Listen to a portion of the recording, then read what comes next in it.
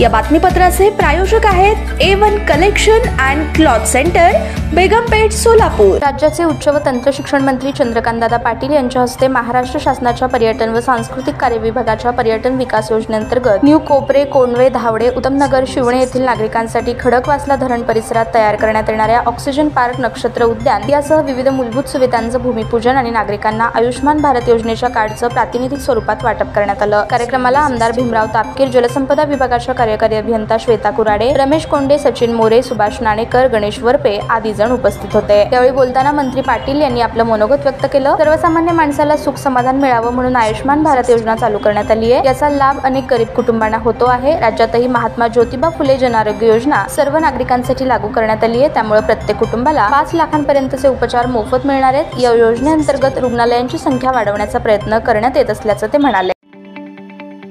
ताज्या बातम्या पाहण्यासाठी प्राईम महाराष्ट्र न्यूज चॅनलला सबस्क्राईब करा।